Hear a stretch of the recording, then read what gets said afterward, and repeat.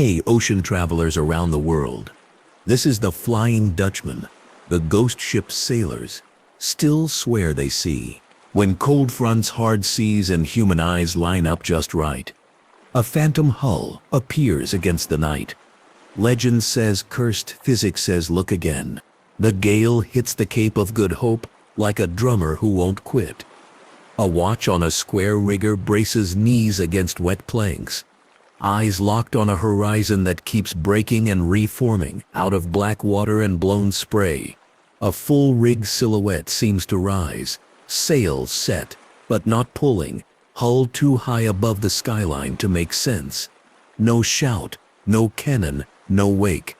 Just a ship, sailing where no ship should be. Across time and miles, a North Sea trawler runs a night tow, while the crew stares at a luminous shape sliding across the bow masts, yards, and a pale hull that gives off light, as if it were a lantern made of wood.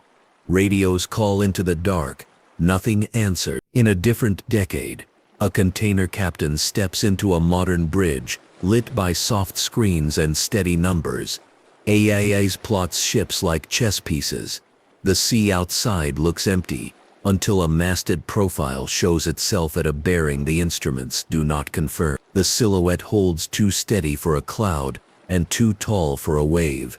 The watch pins time and bearing in the log because that is what seafarers do. 3 seas, 3 sightings, 1 fent. The promise is simple and useful. Follow the famous ghost ship through real logbooks, hard weather, and optical tricks, so a viewer can tell miracle from mirage and learn a few seamanship habits that have kept nerves steady for centuries. The page in ink matters more than the shiver in the spine. In disciplined logs, a sighting becomes data. Time in local or ship's time, bearing to the object, angle above the visible horizon, sea state, wind, barometer, cloud forms. Who else looked and what they said? Officers who grew up under stars and storm fronts knew that memory bends, paper holds.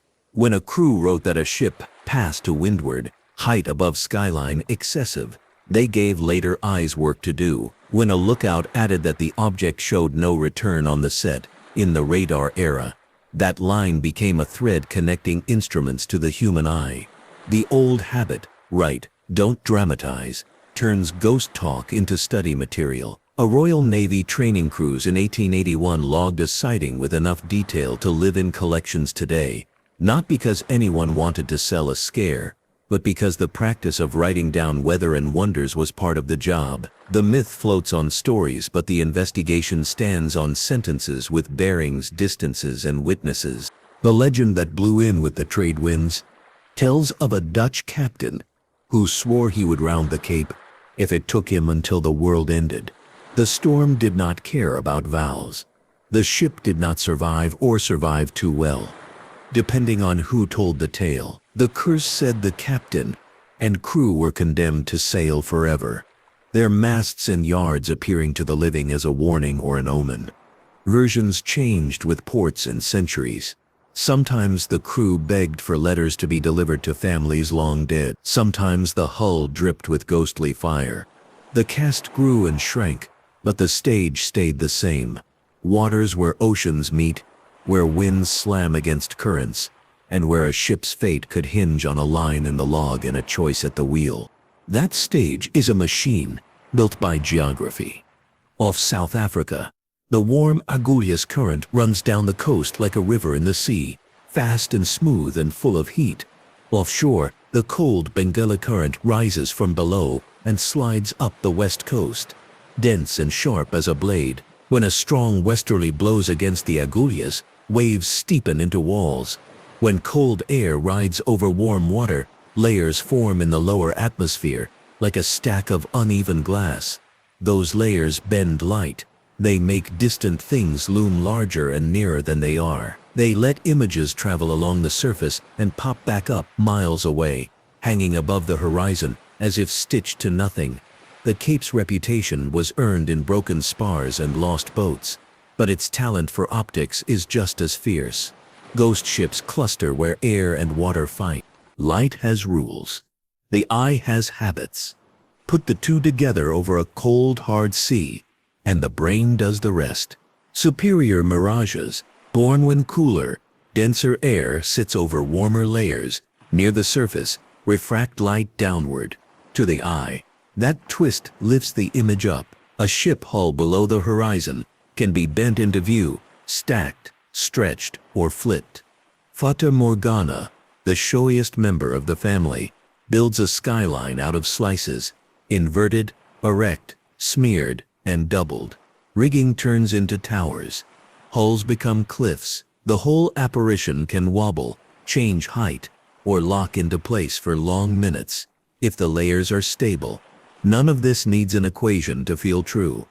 Anyone who has watched a spoon look broken in a glass of water has seen refraction lie without malice. Over the sea, the glass fills the space between clouds and waves, and the lie grows grand.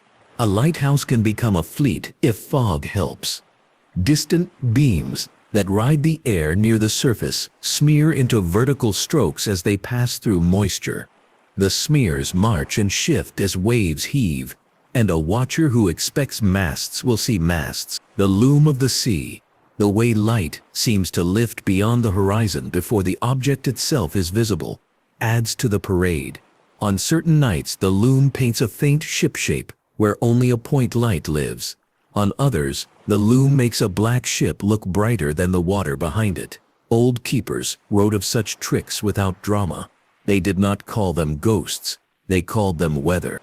Other glows share the stage and complicate the picture without touching the legend's core. St. Elmo's fire can sit on a masthead as a blue-violet crown when the air carries charge.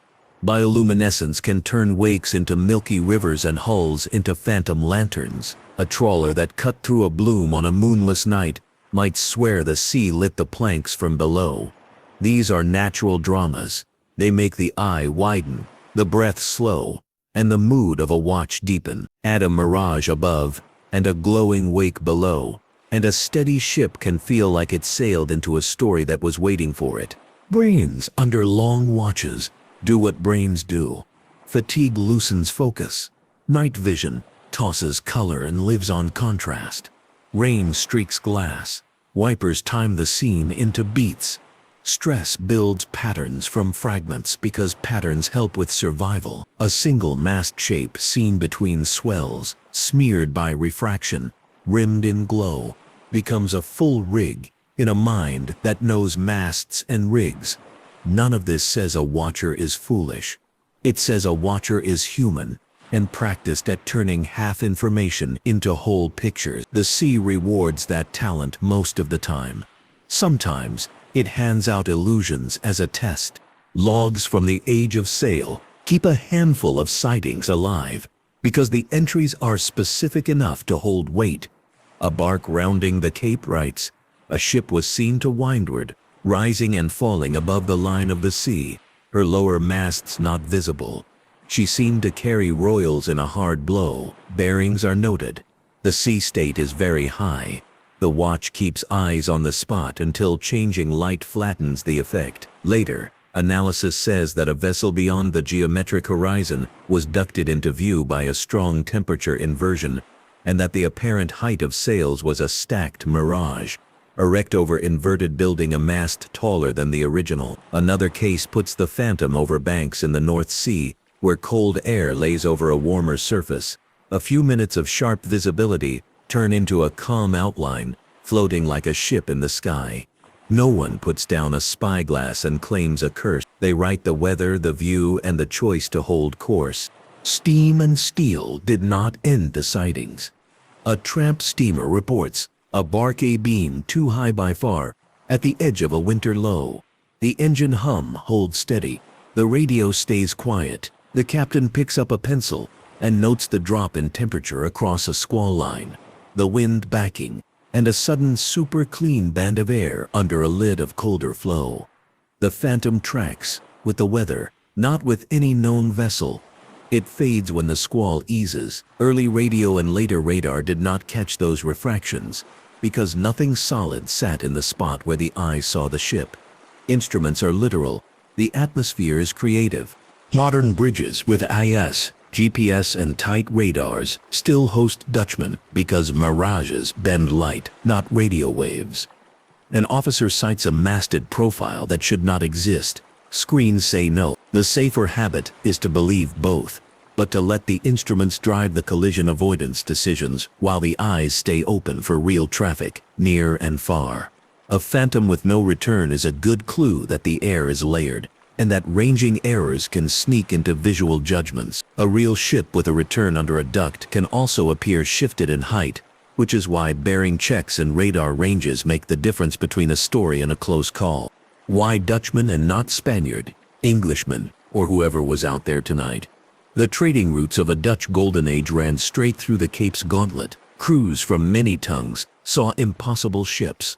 A Dutch captain's oath and fate got the headline, and held it because the origin ports told and retold it, in the same way people share any good useful story, useful because it warned hands to respect the Cape and to take weather personally. The Dutch East India Company's pattern out with the trades, down the Atlantic, across the Cape, up the Indian Ocean, made those waters a main stage for both prosperity and disaster. Sailors hung a name on a phenomenon, because names make sharing easy. Regional cousins grew their own faces. Off Scandinavian coasts, fishermen spoke of a light ship that appeared before storms blew too hard to fish. In Brittany, a ship of the dead walked a line of surf under certain moons. Not a curse, just the way certain fogs and low beams made spindrift carry light like canvas. In the Pacific, islanders gave their own names to mirage fleets that rose at dawn, hot air showing cool ships from beyond bends in the globe. None of those stories stole anything from the Cape's Dutchman. All of them underlined a shared human habit, make poetry out of physics and pass it down as advice. Culture kept the sails full long after wooden hulls gave way. Painters put a black ship against a horizon that looked like a bruise. Ballads gave the captain a voice that carried in pubs and on forecastles. An opera turned the legend into a storm of music, where vows and winds collided. Popular prints and headlines, somewhere between journalism and theater, stamped the silhouette into minds that might never stand a watch. In all of that telling, the good versions kept two rules. They loved the sea for what it is, and they respected sailors for what they do. Not every ghost ship in a story is a mirage. The ocean does set real derelicts loose. Storms, fires, and abrupt abandonments create hulls that drift silent and dangerous, without lights or radios. A dark ship half swamped and wallowing can become a true phantom on a black night. Instruments or not, logs from many eras include entries like vessel without signs of life, avoided at close range, reported by radio, or small craft adrift recovered at dawn. These real derelicts fed the larger myth without any help from optics, and they underline a watch officer's prime directive: treat every silhouette as real until proven otherwise. Legend is entertainment. Collision is physics. A friendly dive into optics helps the mind hold what the eye sees. Picture the lower atmosphere as a layered cake. Each layer has its own temperature. When the layer nearest the sea is warmer than the layer above, light passing from cool into warm bends downward. If the bend is strong enough, the light follows the curvature of the earth for a while. Images that would normally fall into the sea before reaching an eye ride that bent path and show up again, elevated and altered. Tall masts appear first because the highest parts of distant ships stick into layers that have the clearest path for refraction. Holes can vanish while sails stand on nothing. In strong inversions, inverted images stack under erect ones. A ship can look like a lace of rigging in a city of glass. This sounds like a glitch. It is just air behaving like water in a glass, scaled up to the size of a coastline. A spoon looks broken because light changes speed in water. A ship looks too tall because light changes path in layered air. The Cape is not the only factory for such tricks. Bass Strait, between mainland Australia and Tasmania, becomes a hall of mirrors when hot winds roll over cold water. North Sea banks, under certain spring conditions, build ducts that carry images of trawlers into the sky like pressed flowers. Labrador fog lines can do something similar at dawn, making black hulls into translucent shadows that drift just above the horizon. Subpolar fronts, anywhere on Earth, can lay cold air over warm and sharp lines that run for miles, the kind of day when mariners talk about seeing far, without knowing yet that the view is a little too good to be true. A calm checklist turns any sighting into a useful entry rather than a campfire tale. Time to the minute. Bearing to the object. Estimated angle above the visible horizon, half a finger. 1 finger too, held at arm's length, is good enough for later math. Sea state, wind direction and strength, barometer trend. Air temperature at deck level and at eye level if a second thermometer is handy. The difference tells a lot about layers. Cloud forms, are there hard anvils, low stratus, clear or haze. Radar range and AS targets if any. A quick pan with a phone from horizon to object, to horizon again, slow enough that someone later can see the path through the view. Traffic control calls, if safety demands. The point isn't to prove the Dutchman, it is to give the next watch and the next ship practical notes. Human voices always carry these subjects better than diagrams. A navigator who stood watches off the Cape once said, "We saw a ship above the skyline," and the old man said, "Write it down, then look for the warm air that's lying to you." We found both. A lighthouse keeper along a fog-heavy coast wrote, "The beam threw sails into the mist. The town said the Dutchman called, and I said the lens did the calling." A trawler skipper in a winter fishery said, "A cutter crossed our bow that wasn't there." We slowed for a minute, checked the screens, then carried on. Good lesson, no drama. An optical physicist who visits ports to give weather talks tells crews, "Superior mirage is not superior to you. It's just more of the same. If it looks high, ask the air why." Each voice hands the viewer the right mood. Curious, not spooked. Precise, not fussy. Seamanship takeaways fit in a pocket. If a phantom shows and the instruments disagree, collision avoidance still comes first. Slow a touch, widen CPA. Call on the radio if a hull might be real. Keep bearings and ranges honest. Expect distance illusions in ducting conditions, and let radar and AIS lead decisions while eyes hunt for the thing that made the mind so sure. In small craft, treat mirage days as extra margin days around headlands and shoals, because cliffs and bars can also loom or hide in strange ways. Watch out for this. Looming can make distant breaking water look deceptively near and gentle. It is not. It is just tall. Pop culture gets 2 gold stars and 1 gentle correction. Paintings and sea ballads that show a ship hung above a horizon, too tall and too calm, carry the truth better than many scientific posters. A certain opera nailed the feeling of crews who argue with weather and promise too much to the wind. Later blockbusters that turn the Dutchman into a monster miss the point. The sea does not need monsters. It needs witnesses who know what they're seeing and how to act on it. Myth and reality sit well together if someone simply says what belongs in each column. Cursed ship versus refracted silhouette. Bad omen versus weather warning. Fate versus physics. All 3 pairs point the same useful end. Learn the signs, honor the logs, adjust the course, and keep the old story as a way to remember what layers of air can do to light and what layers of experience can do to nerves. Lightning-fast answers keep curiosity from piling up. Why do masts show first? Because the highest parts of distant ships lie in layers that refract light along the surface best. The hull sits behind the curve and stays hidden. Can radar see a mirage? Radar bounces off physical objects. A mirage is bent light, not a target, so radar will not plot a ghost. Can a mirage last an hour? Yes. If the inversion stays steady, some hold for longer. Why mostly at the Cape? Because that is where strong currents, steep temperature gradients, and winds put on their best show. Other places can do it too, just with different moods. Do multiple witnesses prove it? They prove it was striking. They do not make a duct into a deck. Small snapshots help the mind carry all this without strain. A brig seems to sail above the skyline. The wind backs, and the ship folds back into the line like a card slipping into a deck. A rig appears inverted, hull in the sky and masts below, like a reflection hung without a lake. A silent cutter slides across a trawler's imagined path. The trawler's crew scans hard and finds nothing but air that smells of rain. A lighthouse's ship becomes a bright loom when fog lifts for a breath, and the true beam shows.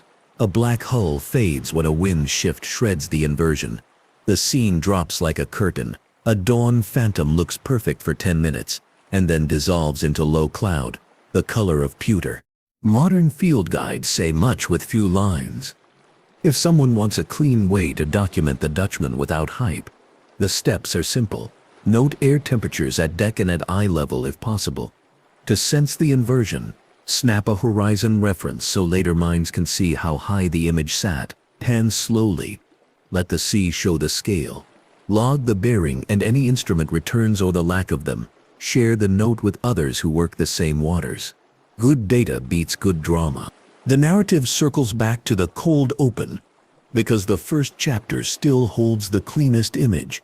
A ship in the sky, a silent hull, a watch that knows the sea well enough to write more than it fears. In an age where screens speak constantly, the old habit of looking long and writing clearly keeps its shape.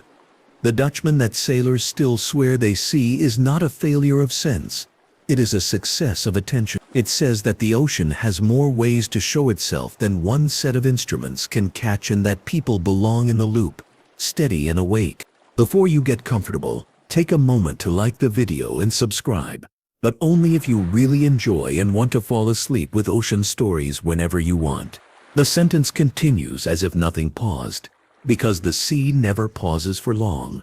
The phantom off the bow holds a minute more, then thins into plain air as the ship passes through a band of warmer wind that breaks the optical path. The watch writes, "Effect ended" under the earlier note and sets a fresh bearing line to a real freighter, walking on the horizon with a name someone can read.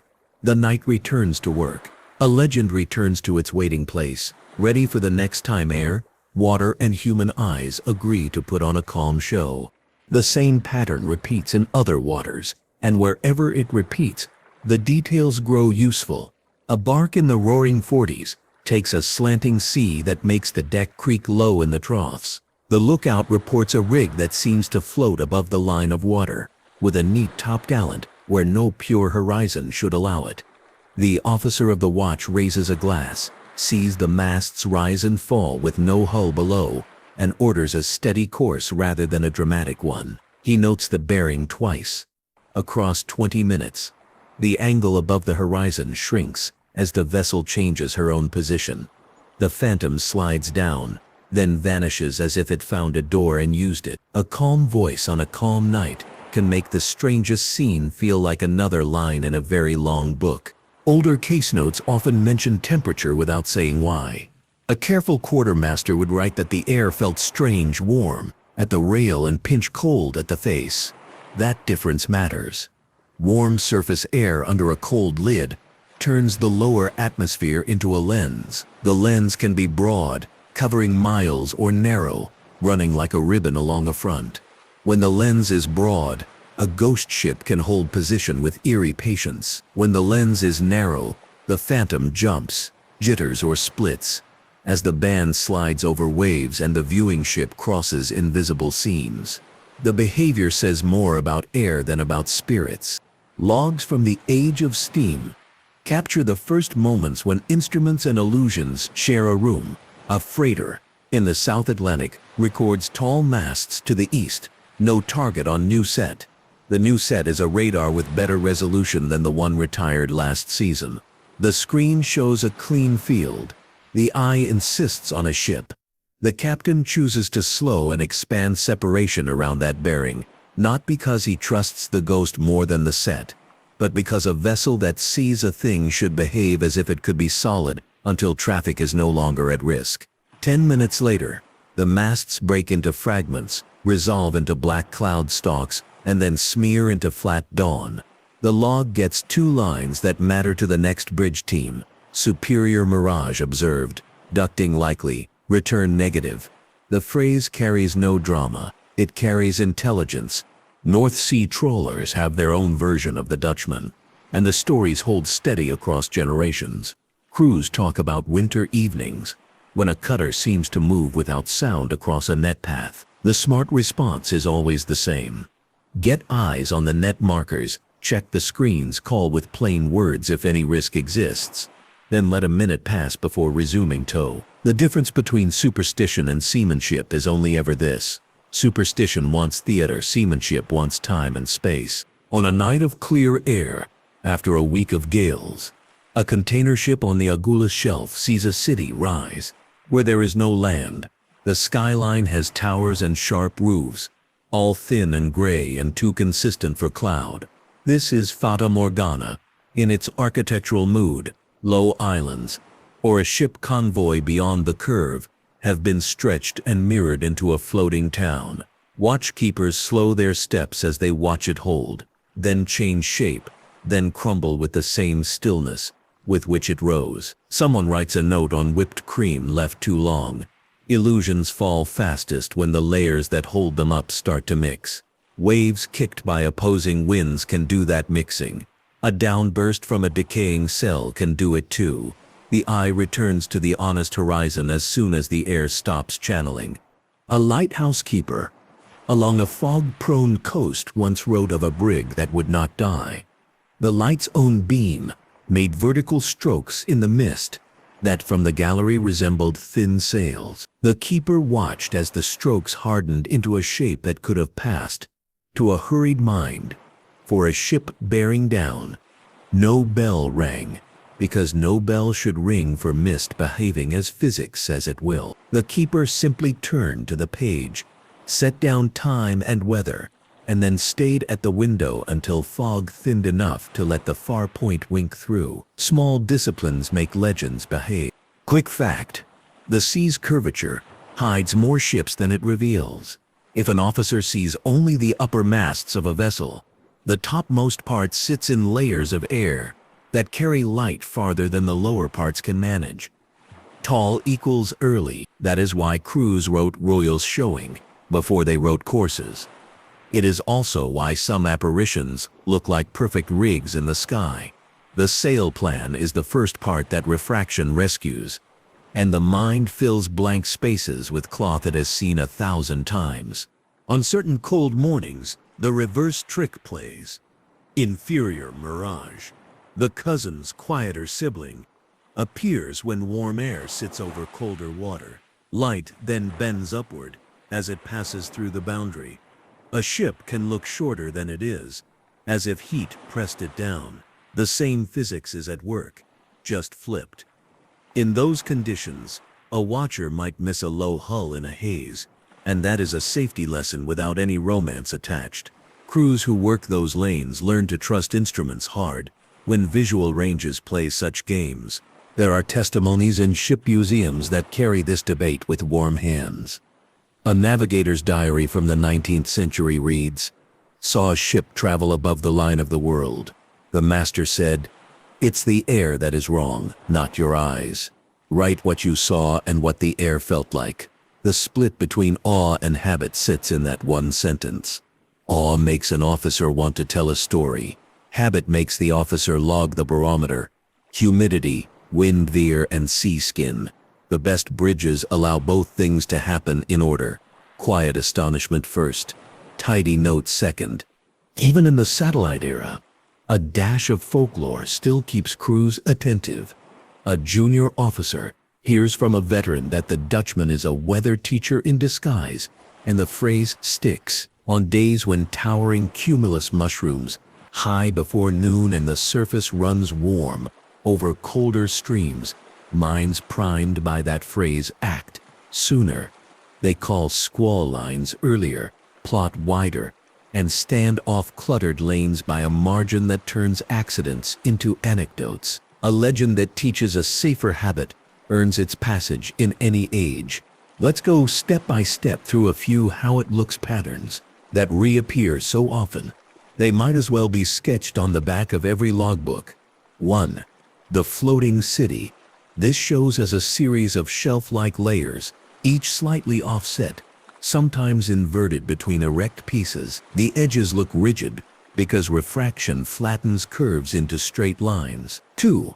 The ship on a pedestal. A perfect rig sits on a strip of gray air that looks like a sandbar in the sky. The strip is just the duct where the image rides. 3. The upside-down double. A mast appears to grow downwards, while the original grows up. The mirror plane lies somewhere invisible between. 4. The creeping cliff. A hull becomes a black bluff that slides laterally along the horizon as the duct carries a distant coastline into view. Anyone who learns these 4 pictures will recognize the 5th when it arrives, because the brain loves families of form. A little bit of biological reality belongs here.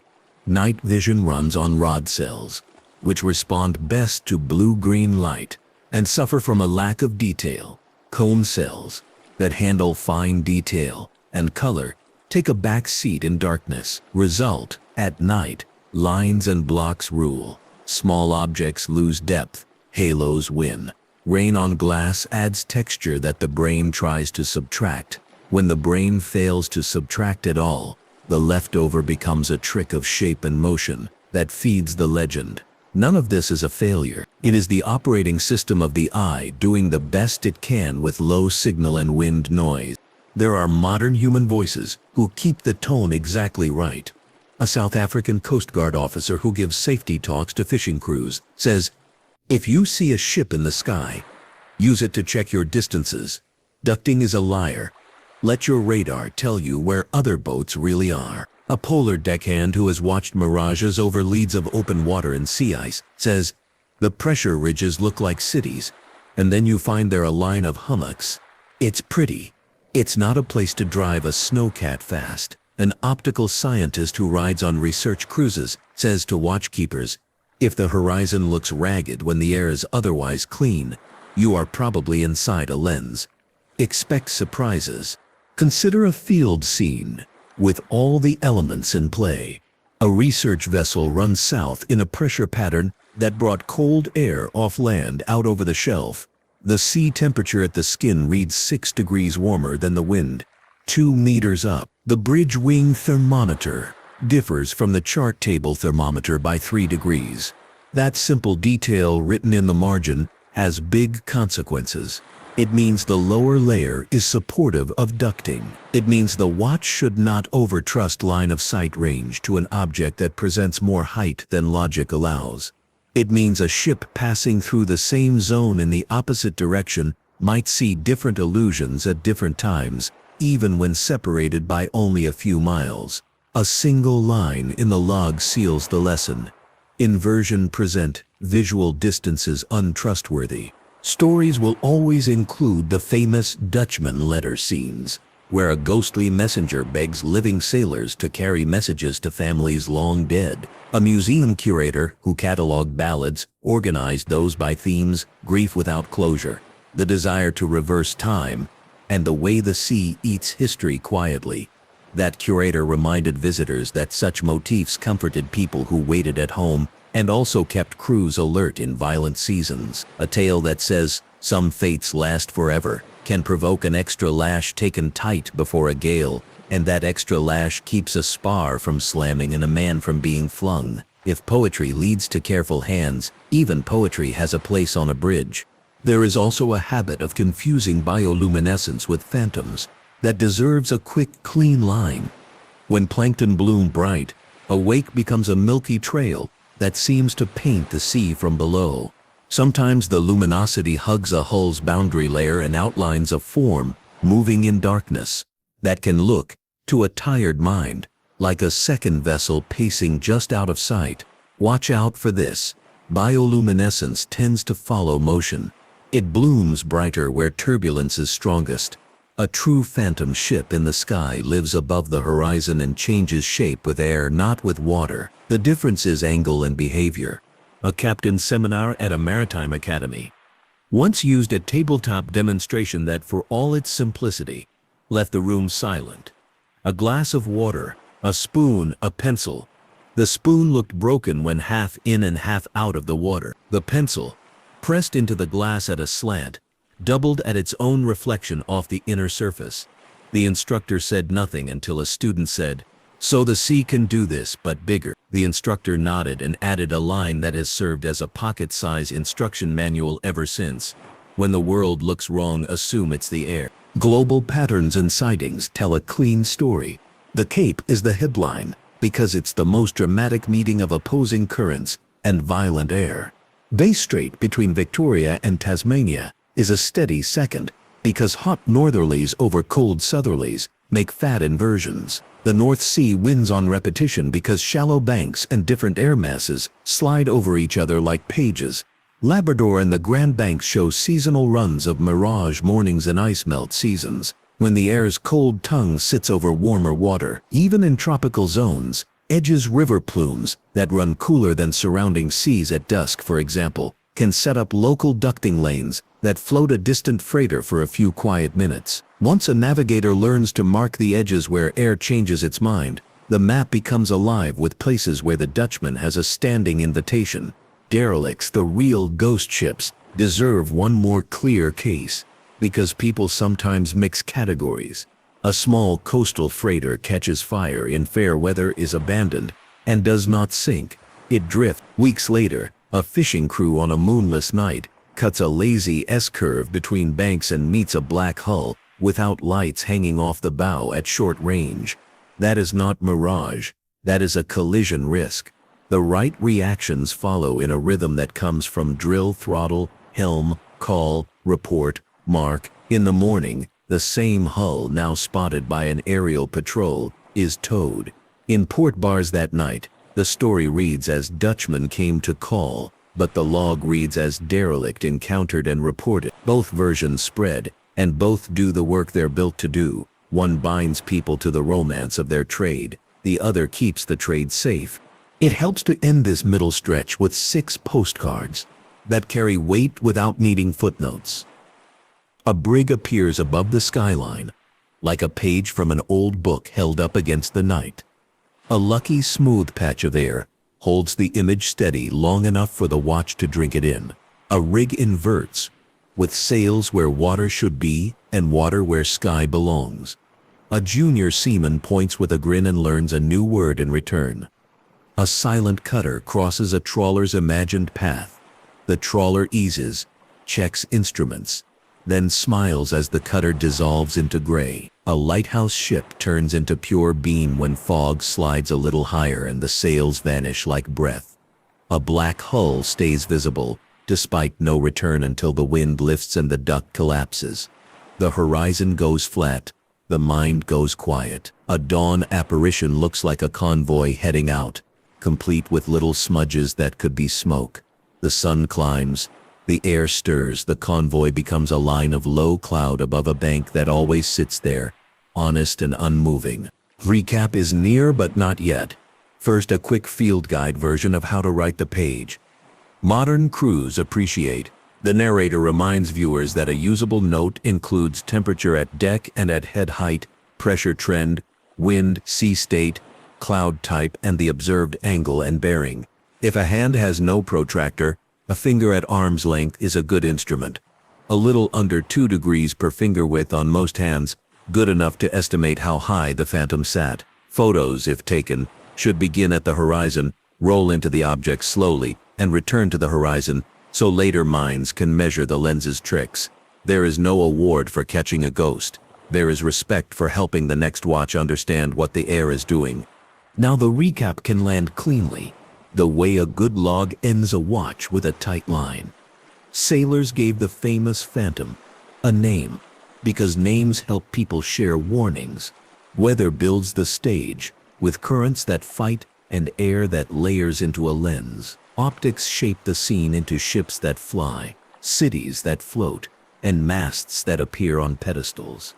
Good seamanship reads the scene, writes the page, steers with wider margins, and lets instruments lead when the air lies. The Dutchman becomes not a curse, but a course correction, a reminder that the eye is great at pattern, and the sea is great at tricks. The ending of this second movement belongs to the same calm, late-night tone that carried the beginning. A watch team on a modern bridge stands easy while a line of squalls writes a charcoal smear along the far water. The horizon grows ragged. For a minute, something tall sits where it should not. No one gasps. Someone notes the time.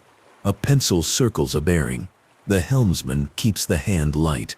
The phantom thins and slides back into the drawer where all thin things go when the air stirs. The officer adds 2 words under the log entry, "No drama," and the ship keeps carrying gifts and fuel and letters and people across a world that always gives good teachers disguised as legends. The last leg of the story turns to the way people make peace with what they see. On a ferry route far from the Cape, a senior deck officer keeps a small notebook that is not the official log. It holds simple sketches of horizons that looked odd and wind notes that read like short poems.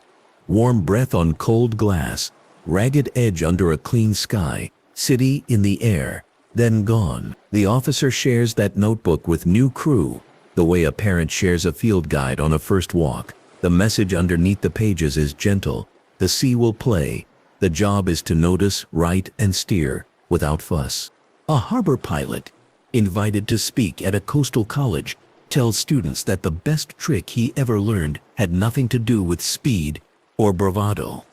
It was this: if the horizon looks wrong, do the ordinary things twice, call twice, check twice, and give twice the margin. He says, a phantom cannot sink you, a misread distance can. He mentions, almost as an aside, that many pilots secretly love the nights when mirages show, not because they want ghosts, but because those nights sharpen attention the way a whetstone sharpens a knife. A museum guide stands beside a painting of a dark ship hanging above a gray sea and explains that the artist never saw the Dutchman but knew sailors who had. The brushwork is honest about clouds and water. The ship is drawn too clean, but the height is right. Visitors ask if the story is true. The guide answers, the sea really does lift ships into the sky, and crews really did write it down. The curse is theater. The optics are home. People leave with smiles that look like they learned a magic trick that does not need applause. A long haul captain remembers the first time a junior watchkeeper whispered, "There, at starboard 100. Do you see it?" He did. The captain says he felt a small lift in the chest that was part awe and part the good ache of a puzzle.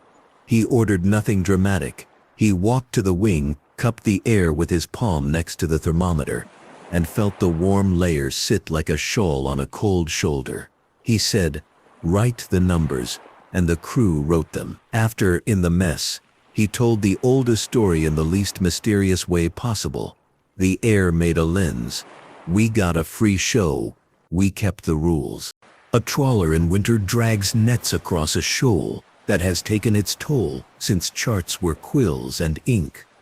The radar paints traffic as little bricks of light, and AIS puts names to the bricks. A block of darkness rises above the waterline, where no brick sits. The master leans forward, eyes on the silhouette, and then steps back to scan the screen again. He tells the helmsman to hold course for 30 seconds while he listens to the engine as a kind of clock. By the time the clock counts to half a minute, the block has moved sideways as if pulled by a string across the horizon. The master nods to no one and says, "All right." The deckhand, who is learning what silence can mean in a wheelhouse, says nothing, which means he learned a lot. The shore has its own versions of the lesson.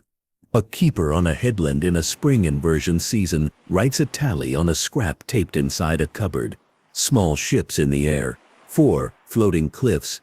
2. City 1. The words city once have a circle around them, because that one had been good. A perfect rim of towers trimmed in copper light, so pretty that he wished someone else had been there to see it. Later he showed the scrap to a substitute keeper who had never caught the trick before. The substitute, a person who liked clear categories, looked at the circle and grinned in a way that meant something complicated had just become simple. It is possible to love the legend and choose the physics without tearing either. Crews have always done that. They told the story of an oath at the Cape the way families tell favorite stories at tables where soup is hot and steam rises like fog. They sang a song about a ship that cannot find a home port because a storm remembers an angry promise.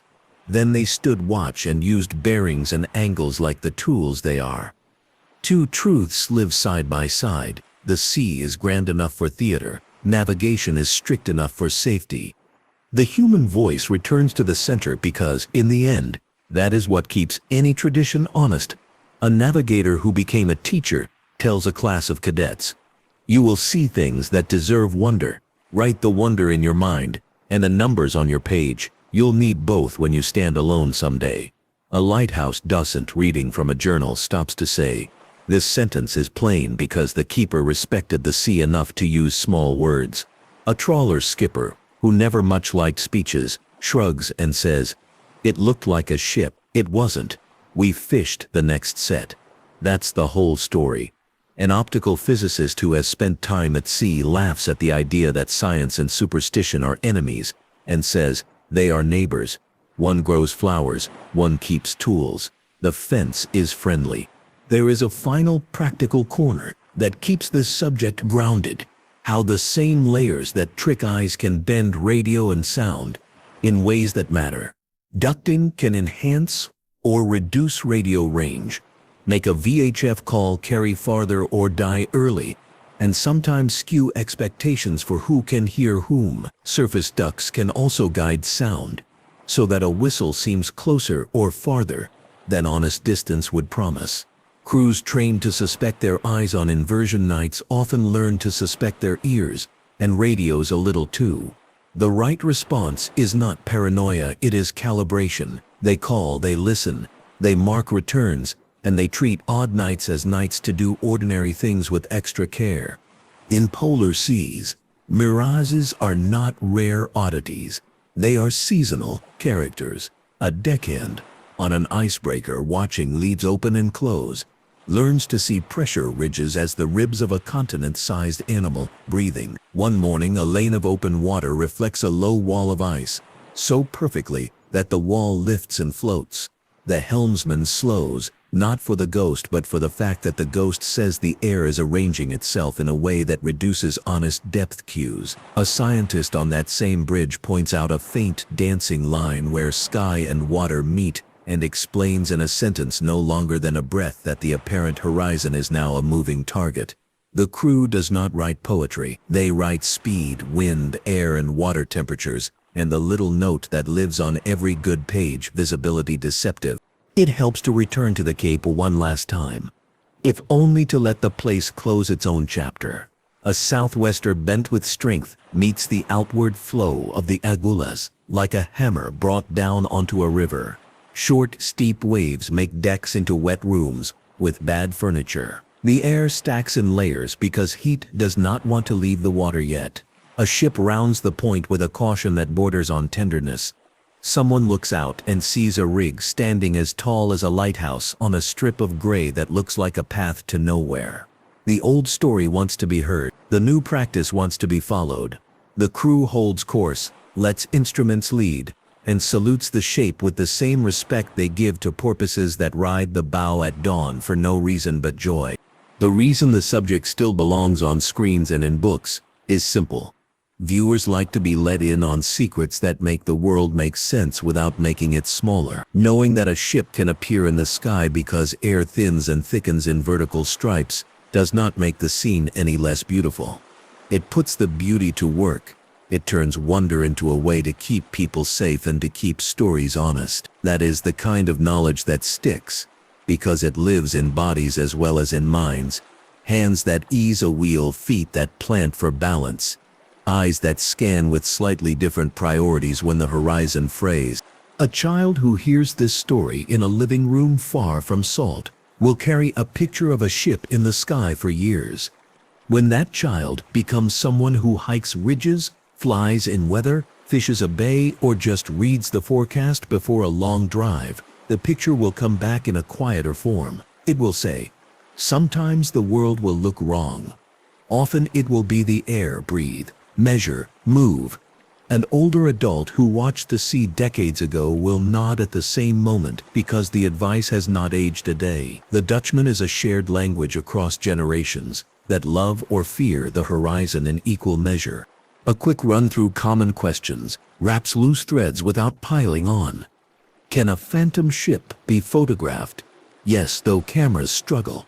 If the air wobbles and the image faintly vibrates with the duct, slow pans and a fixed horizon help. Can two ships in the same spot see the same ghost? If both sit inside the same duct and in the same geometry? Yes, if one is outside the duct, the skies will disagree, and that is a kind of proof for the curious. Can a mirage hide a real ship? It can hide a hull and leave masts, or it can make a low craft hug the line so tightly that a tired eye misses it. This is why instruments and lights were invited to sea in the first place. Can a mirage last the length of a watch? If the inversion holds steady, crew learn to love the moment when a wind shift tears the duct to shreds and everything snaps back into loyal distances. One last field scene pulls the strands snug. A cargo ship steams west at dusk, and the horizon glows with that copper band. That means the day still wants to be part of the story. The helmsman and the watch officer talk softly about family recipes, the way people do when the room is quiet and the weather is good. The officer looks out and sees a shape on a pedestal of gray. The officer does not call for silence or shout orders. The officer glances at the thermometer, glances at the radar, glances at the AIS panel, and waits the space of one breath before marking a bearing. The shape holds and then dissolves. Somewhere on the same ocean, someone in a kitchen points to a map and tells a child about a ship that sometimes sails where air and water pretend. And the child stares with the kind of attention that turns into a habit. The sea earns both moments, the patient bridge and the open mouth. A final, clean recap fits into a single paragraph that travels well in memory. Sailors gave a name to a sight that repeats wherever cold air rides over warm water and layers bend light into lies. The famous ghost ship is what happens when optics get playful, weather gets sharp, and human eyes do their honest work of pattern making. Logs turn legends into lessons by pinning time, bearing and conditions to the page. Instruments do not see mirages, which is why bridge teams trust radar and AIS for collision and use phantoms as a reminder to widen margins and check twice. The story survives because it delivers two gifts at once: a beautiful scene that feels like theater and a practical warning that keeps people measured when horizons turn to velvet tricks. The ending owes nothing to drama and everything to respect. What people owe the Dutchman is the same thing they owe any good sea story that came from work and weather. Learn the sky, honor the logs, love the telling, and let a useful mystery train better hands. The ghost ship that sailors still swear they see is a teacher that arrives without appointment and leaves without complaint. It asks for a pencil, a steady voice, and room to pass. It does not ask to be feared. It asks to be understood. And when a watchkeeper steps out onto a wing and tastes warm air above cool, hears waves chop under a lid of calm wind, and sees a rig ride the line between worlds for a minute, that watchkeeper joins a long line of human beings who looked out, took a breath, and learned again that the ocean speaks in pages and layers. The last quiet fact lands like a buoy bell in easy swell. In a world that loves noise, a mirage can teach silence. And in that silence, good choices get made.